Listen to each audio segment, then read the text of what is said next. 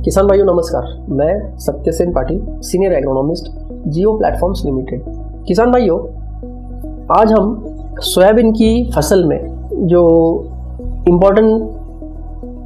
Parameter है, जो water management, जो अपने जो यील्ड कंट्रीब्यूटिंग कैरेक्टर्स होते हैं, इसको कैसे प्रभावित करता है और उसके कारण यील्ड पे कैसे इम्पैक्ट आता है, उसके बारे में हम चर्चा करेंगे। तो सबसे पहले हमें ये देखना ज़रूरी है कि सोयाबीन में जो यील्ड है, ये यील्ड कैसे निर्धारित होता है। एक एग्जांपल लेके मैं आपको अभी बताऊंगा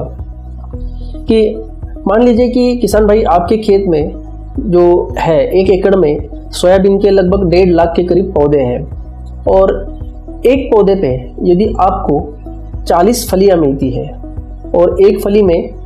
यदि 3 दाने होते हैं तो एक पौधे पे आपको 120 जो है वो सोयाबीन के दाने मिलेंगे। अब सोयाबीन का यदि हम टेस्ट वेट देखते हैं, एवरेज सीड वेट देखते हैं, 100 दानों का यदि 12 ग्राम पकड़ते हैं तो 120 दानों का जो वजन बनता है वो 14.4 ग्राम बनता है। तो आपको एक पेड़ से जो उत्पादन मिला वो 14.4 ग्राम है और इसको आप 1.5 लाख के हिसाब से देखेंगे तो आपका जो औसतन उपज बनता है, पोटेंशियल बनता है, वो 21.6 क्विंटल प्रति एकड़ का बनता है। ये मैं पोटेंशियल की बात कर रहा हूँ। लेकिन अब जब इरिगेशन प्रैक्टिस होती है और कुछ कारणवश हम जो वाटर मैनेजमेंट है वो सही से नहीं कर पाते हैं, तो देखिए यील्ड पे सबसे पहला जो इम्पैक्ट आता है कि शुरुआती की अवस्था में यदि इरिगेशन सही नहीं होता है और ये वाटर मैनेजमेंट सही नहीं होता है तो जो जर्मिनेशन है वो जर्मिनेशन पे इम्पैक्ट होता है। मतलब आपकी जो ऑप्टिमम प्लांट पॉपुलेशन है वो कम हो जाती है। तो वो ऑप्टिमम प्लांट पॉपुलेशन कम हो जाएगी तो आपका जो यील्ड पोटेंशियल बनता है वो ऑटोमेटिकली गिर जाता है और आपका परिणाम स्वरूप जो फाइनल यील्ड है वो भी आपका गिर जाता है। इसके बाद में यदि जब पॉड फॉर्मेशन स्टेज होती है, पॉड फॉर्मेशन स्टेज में यदि इरिगेशन वाटर जो है, वाटर मैनेजमेंट गड़बड़ा जाता है तो जो नंबर ऑफ पॉड्स होती है, एक पौधे पे जो फलियों की संख्या होती है ये गिर जाती है, पॉड ड्रॉप हो जाता है और आपका यील्ड प्रभावित होता है। और इसी के साथ में जब ग्रेन फिलिंग स्टेज होती है, जिसको हम पॉड फिलिंग स्टेज भी कहते हैं, यदि उस टाइम पे यदि पानी का यदि तनाव आता है फसल पे तो जो ग्रेन फिलिंग जो है वो दाने भरने की जो प्रक्रिया है वो सही से नहीं हो पाती और आपका जो दाने का औसतन वजन है वो घट जाता है। तो ऐसे देखेंगे तो इरिगेशन जो है ये आपके फसल को या फिर वाटर मैनेजमेंट जो है आपके फसल को बहुत बुरी तरह से प्रभावित कर सकता है। अब हम ये सोचते हैं कि सोयाबीन की जो फसल है, क्योंकि ये खरीफ में लगाई जाने वाली फसल है तो ये वर्षा आधारित फसल है, लेकिन अभी हम देखते हैं कि मानसून का जो बिहेवियर है ये बहुत अनप्रिडिक्टेबल हो गया है और बहुत बार क्या होता है कि शुरुआत में बारिश हो जाती है, उसके बाद में बहुत लंबा गैप आता है और ये जो गैप जो है, जो ड्राई स्पेल है, ये फसल के कौन से चरण में आता है, कौन सी अवस्था में आता है, उसके ऊपर यील्ड जो है वो बहुत इम्पोर्टेंट, मतलब इसका इम्पैक्ट जो है ये यील्ड पे होता है। अब किसी भी फसल में कुछ जो अवस्थाएं होती है जिनको हम क्रिटिकल अवस्थाएं मानते हैं इरिगेशन के लिए, यदि उस अवस्था में यदि हम अच्छे से पानी का नियोजन करते हैं तो पानी के कारण जो उत्पादन में होने वाली गिरावट है उससे हम फसल को बचा सकते हैं। अब सोयाबीन के क्रॉप में देखते हैं तो सीडलिंग अवस्था जो है उस टाइम पे पानी का नियोजन जो है वो सही से होना चाहिए। यदि नहीं होता है तो जर्मिनेशन जो है वो इम्पैक्ट हो जाता है।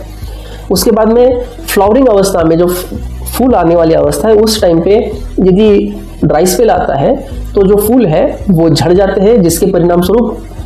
जो नंबर ऑफ पॉड्स है, फलियों की संख्या कम हो जाती है। और तीसरी इंपॉर्टेंट अवस्था है पॉड फिलिंग अवस्था, मतलब जब दाने भरने की अवस्था में होते हैं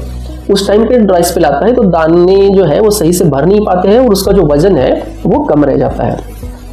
तो फार्मर को ये सुनिश्चित करना चाहिएगा कि ये जो 3 अवस्था है, यदि इस अवस्था में लंबा ड्राई स्पेल आता है तो वो इरिगेशन का पर्याय जो है, वो पर्याय व्यवस्था है वो बनाए रखें। बहुत बार क्या होता है कि किसान भाई जो है वो फ्लैट बेड पे ड्रिलिंग करके सोइंग कर देते हैं। अब ऐसी अवस्था में क्या होता है, इरिगेशन चैनल नहीं होने के कारण हम खेत को जो है वो इरिगेट नहीं कर पाते हैं। तो इसके लिए जो ICAR का Indian institute of soybean research है जो इंदौर में स्थित है, उन्होंने एक ब्रॉड बेड फरो जो है वो प्लांटर जो है ये इक्विपमेंट बनाया है, जिसको यूज करके आप बुआई के टाइम पे सीड और फर्टिलाइजर दोनों की बुआई कर सकते हैं, और साथ में जो बेड्स है उसके ऊपर जो सोयाबीन सीड की बुआई होती है, और बेड के बाद में जो है वो एक फरो ओपन मतलब कैरी बनाई जाती है, जिस कैरी में आप जब ड्राई स्पेल होता है उसमें आप पानी छोड़ सकते हैं, और वो जो लाइफ सेविंग इरिगेशन है वो उससे आप दे सकते हैं। इसके अलावा ब्रॉडबेड फरो नहीं है तो किसान भाई सोयाबीन की जो फसल होती है उसमें हल्की मिट्टी में 3 जो पंक्तियां होती है उसके बाद में एक क्यारी बनाएं। मीडियम मिट्टी वाली जमीन में लगभग 5 से 6 जो लाइन होती है सोयाबीन की उसके बाद में एक क्यारी बना सकते हैं, और जो है भारी मिट्टी है उसमें 9 से 10 जो लाइन होती है सोयाबीन की उसके बाद में एक क्यारी जरूर बनाएं। इस कैरी का जो इस्तेमाल होता है आपको जो फायदा होगा, जब बहुत ज़्यादा लंबे टाइम के लिए सूखा गिरता है तो इस कैरी में आप पानी छोड़ सकते हैं, और आपका जो क्षेत्र है वो जल्द से जल्द आप पूरे क्षेत्र को लाइफ सेविंग इरिगेशन कर सकते हैं। तो इरिगेशन मैनेजमेंट में सबसे इंपॉर्टेंट है कि जो आप बुआई कर रहे हैं उस टाइम ब्रॉडबेड फरो या फिर जो हमने अभी आपको बताया कि रीज एंड फरो मेथड का यूज करें, या फिर जो 3, 6 और 10 लाइन के बाद एक कैरी जरूर बनाएं, तो जो आपको आगे चल के इरिगेशन में खड़ी फसल में इरिगेट करने को मदद करेगा। अब ऐसा होता है कि बहुत बार किसान भाई इरिगेशन करने में असमर्थ है, तो ऐसे सिचुएशन में किसान भाई फसल को जो वाटर शॉर्टेज का स्ट्रेस है, वाटर स्ट्रेस है, उससे बचाने के लिए फसल के ऊपर जो है एंटी ट्रांसपेरेंट जो होते हैं जैसे कि कैओलिन है इसका स्प्रे कर सकते हैं। अदरवाइज जो पोटेशियम नाइट्रेट आता है वाटर सोल्यूबल 13-0-45 इसका जो है वो आप स्प्रे करते हैं तो प्लांट जो है वो जो स्ट्रेस है वाटर स्ट्रेस जो है वो सह पाता है, और कुछ समय के लिए यदि उस समय के बाद यदि बारिश होने वाली है तो उस समय के लिए जो पौधा है वो सरवाइव कर जाता है। तो किसान भाई ये सुनिश्चित करें कि सीडलिंग, फ्लावरिंग और पॉट फिलिंग की जो अवस्था है ये बहुत क्रिटिकल मानी जाती है। इस अवस्था में जो फसल है उसको पानी के कारण जो आने वाला तनाव है उससे फसल को बचाए रखें, और हमेशा बुआई के वक्त इरिगेशन की फैसिलिटी बनाए रखें। बुआई के लिए आप ब्रॉडबेड फरो का इस्तेमाल कर सकते हैं या फिर रीज एंड फरो का इस्तेमाल कर सकते हैं। और तीसरा, यदि खड़ी फसल में इरिगेशन नहीं दे पा रहे हैं और सूखा की जैसी स्थिति बनी है तो आप एंटी ट्रांसफरिंग एजेंट या फिर पोटेशियम नाइट्रेट का स्प्रे करके आपके फसल को कुछ समय के लिए वो जो है उसको बचा के रख सकते हैं। तो उम्मीद है कि आपको ये वीडियो पसंद आया होगा। धन्यवाद।